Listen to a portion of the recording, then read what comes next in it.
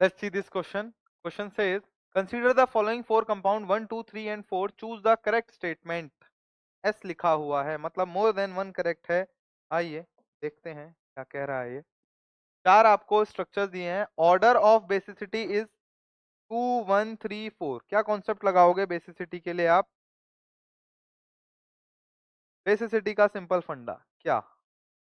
Availability of lone pair. Lone pair जितना available होगा, जितना लोकलाइज्ड होगा, उतना ज्यादा डोनेशन कर सकता है। क्लियर? तो कॉन्सेप्ट लगाइए। ऑर्डर ऑफ बेसिसिटी देखिए, डोनेशन यहाँ पर नाइट्रोजन का लोन पेयर, यहाँ पर भी नाइट्रोजन का लोन पेयर, यहाँ पर भी नाइट्रोजन का लोन पेयर, यहाँ पर भी नाइट्रोजन का लोन पेयर। आइए, बेसिसिटी ऑर्डर चेक करने के लिए आपको एक कॉन्सेप्ट पता होना चाहिए जिसे हम बोलते हैं SIR। बिल्कुल सर, इफेक्ट क्या है ये?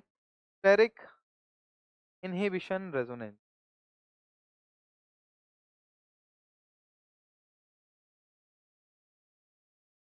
Steric inhibition resonance. स्टेरिक का मतलब बल्कीनेस, क्राउडीनेस, साइज, बड़े साइज की वजह से क्या होगा? इनहिबिशन होगा। किसका? रेजोनेंस का। सिंपल सी बात यह है कि अगर आपके पास ये रिंग सिस्टम है और यहाँ पर जो एटम है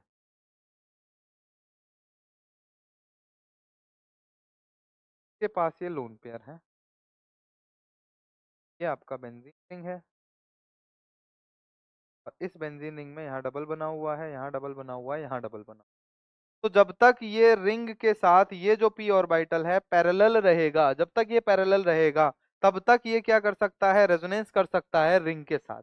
बट अगर इसकी ऑर्थो पोजीशन पर, इसके ऑर्थो पोजीशन पर कोई बल्की ग्रुप्स आते हैं, जैसे मिथाइल हो गया, NO2 हो गया, अगर इसकी ऑर्थो पोजीशन पर कोई बल्की ग्रुप आते हैं तो बल्की ग्रुप क्या करते हैं? इसको स्टेरिकली रिपेल करते हैं। रिपेल करने की वजह से ये जो ऑर्बिटल पहले पैरेलल था, अब वो परपेंडिकुलर हो जाता है। पहले ऑर्बिटल पैरेलल था, आप ये समझिए ये दोनों पैरेलल थे, बट जैसे ही ऑर्थो पोजीशन पे सब्स्टिट्यूशन हुआ, ऑर्थो पोजीशन पे सब्स्टिट्यूशन हुआ, वैसे ही यहाँ पर रिपल्शन की वजह से ये घूम गया। जैसे ही ये घूमेगा तो ये दोनों ऑर्बिटल आपस में क्या हो जाएंगे? परपेंडिकुलर हो जाएंगे। तो ये रोटेट मार जाएगा, परपेंडिकुलर होने की वजह से रेजोनेंस रुक जाएगा। ये होता है आपका स्टेरिक इनहिबिशन रेजोनेंस। ये जो बल्की ग्रुप्स लगे हुए हैं आपके, ये स्टेरिकली हिंडर करेंगे इसके रेजोनेंस को होने से। मतलब इस सिस्टम का रेजोनेंस नहीं हो पाएगा रिंग के साथ। क्लियर? क्यों बताया मैंने?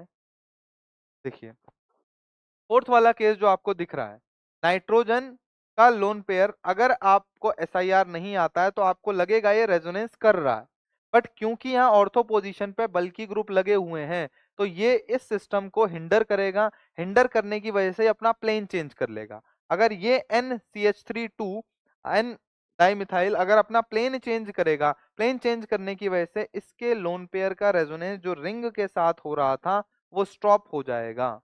मतलब ये रेजोनेंस रिंग के साथ नहीं हो रहा है। तो ये जो लोन पेयर है ये कैसे हो गए? लोकलाइज्ड। बाकी इन तीनों केस में डीलोकलाइजेशन है। मतलब ये लोन पेयर यहाँ डीलोकलाइज हो रहे हैं रिंग के साथ, यहाँ पर भी डीलोकलाइज हो रहे हैं, यहाँ पर भी डीलोकलाइज हो रहे हैं, क्योंकि इनके ऑर्थो पोजीशन पे सब्स्टिट्यूशन नहीं है। आप बोलोगे NO2 तो यहाँ भी लगा हुआ है, यहाँ डीलोकलाइज होना चाहिए था, बट NO2 NH2 को कोई इफेक्ट नहीं डालेगा। दोनों बल्कि होने चाहिए। NO2 और NCH3 दोनों ही बल्कि ग्रुप हैं, तो इन दोनों में रिपल्शन होगा। अब एक मोटा है एक पतला है, उससे क्या दिक्कत है? दोनों मोटे हैं अगर, तभी तो जगह कम होगी। सिंपल सी बात यह है। प्लेन चेंज कब करेगा? जब यहाँ पर दोनों स्टेरिकली क्राउडेड लोग खड़े हो जाएंगे या ग्रुप्स लगे होंगे। क्लियर? तो ये सारी कहानी हटाओ, कल समझो क्या। ये जो लोन पेयर्स हैं ये हो गए लोकलाइज्ड, सही बात है। और ये वाला जो लोन पेयर है ये कैसा है? डीलोकलाइज्ड।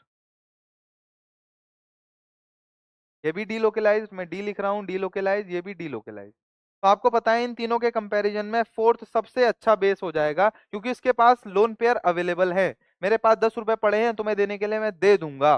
सही बात है। तो फोर्थ क्या हो जाएगा? सबसे ज्यादा बेसिक हो जाएगा, और इसने इसको लीस्ट बेसिक बताया है। आप अपना दिमाग चलाएंगे तो आपको लगेगा कि यार NO2 तीन विड्रॉइंग ग्रुप्स लगे हुए हैं, खींच के उसको क्या कर देंगे?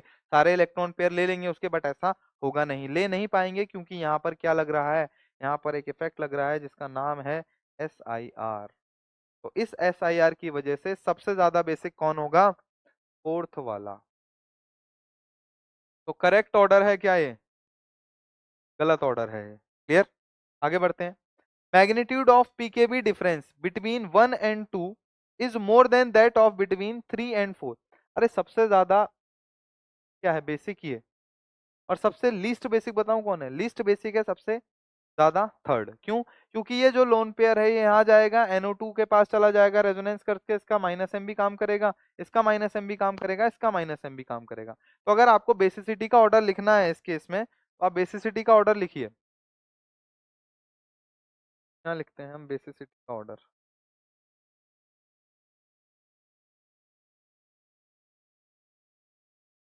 बेसिसिटी ऑर्डर क्या है? फोर्थ सबसे ज्यादा बेसिक। के बाद देखिए, तीनों ही केस में डीलोकलाइजेशन हो रहा है, बट यहां पर सेकंड वाले केस में लोन पेयर और CH3 इलेक्ट्रॉन डेंसिटीज नाइट्रोजन के ऊपर बढ़ा रहे हैं। यहाँ पर कोई इफेक्ट नहीं है, भी डीलोकलाइज्ड है, और ये डीलोकलाइज्ड होके तो पता नहीं इलेक्ट्रॉन पेयर मिलेगा भी कि नहीं मिलेगा। रीजन क्या है? 3 NO2 लगे हुए हैं, पता नहीं कहाँ खो जाएगा ये लोन पेयर। तो सबसे लीस्ट बेसिक होगा आपका थर्ड वाला।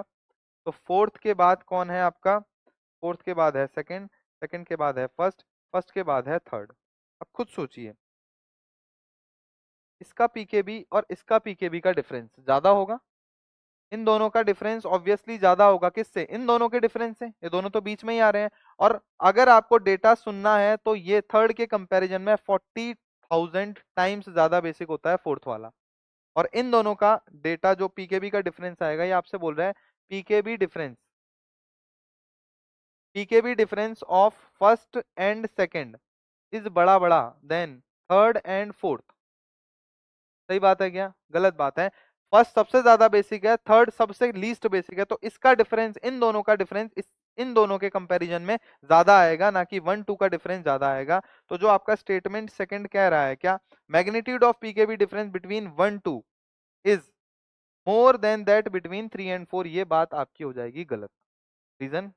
रीजन क्या है? सबसे ज्यादा बेसिक ये है, सबसे लीस्ट बेसिक ये है। तो इन दोनों का डिफरेंस माइनस करोगे जब पीकेबी, तो इन दोनों का डिफरेंस ज्यादा आएगा। थर्ड की बात करते हैं, तो स्टेटमेंट बी भी हो गया आपका गलत। Resonance effect is more in third than fourth, ये बात कुछ अच्छी लग रही है।